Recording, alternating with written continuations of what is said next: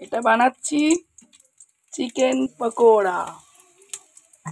তো এটা আমার নিজের হাতের তৈরি। এটার মধ্যে আছে চিকেনটাকে ম্যারিনেট করে রেখেছিলাম সকালে, আর এখন ওটাকে ম্যারিনেট করে ফ্রিজে রেখে দিয়েছিলাম। আর এখন এর মধ্যে কর্নফ্লাওয়ার, তার সাথে ডিম, তার সাথে গোলমরিচের গুঁড়ো, নুন সব দিয়ে একটা ব্যাটার তৈরি করেছি।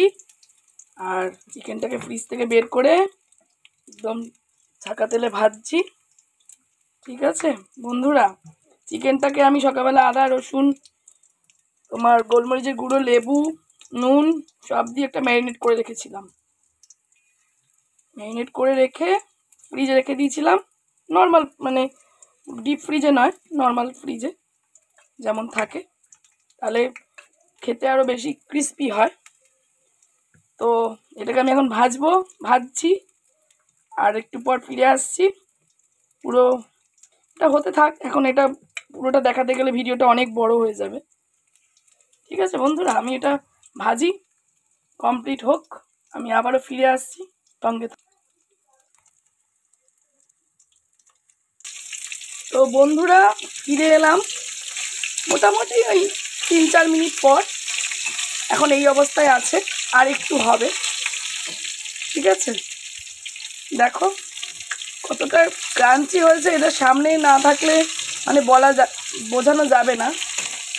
খুন্তি দিয়ে যখন এই চাপছি না, কড়কড়ে একটা ব্যাপার চলে এসেছে। তো আর একটু জাস্ট হবে লাল লাল। চিকেন পকোড়া একটু কড়কড়ে মানে কড়া ভালো লাগে। তো আমার মতন কারা কারা এই পকোড়া খেতে ভালোবাসো কমেন্টে কিন্তু জানাতে ভুলবে না। ঠিক আছে, আর আমি তো জানোই বাড়ির তৈরি রান্না বেশি পছন্দ করি। বাইরের খাবারের থেকে বাড়ির বানানো খাবারের অনেক উপকারিতা আছে, কোনো রকম সমস্যা হয় না।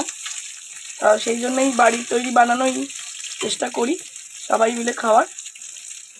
আর হয়ে গেছে মোটামুটি অলমোস্ট।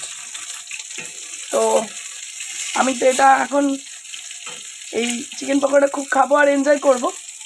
তো তোমাদের কেমন লাগলো এই ভিডিওটা, সম্পূর্ণ ভিডিওটা তোমাদের দিলাম। তো কেমন লাগলো একটু কমেন্টে জানাবে। ঠিক আছে, এটাকে আমি এখন তুলে নিচ্ছি। তো টাটা সবাইকে, ভালো থেকো, সুস্থ থেকো, সাবধানে থেকো, বাই বাই।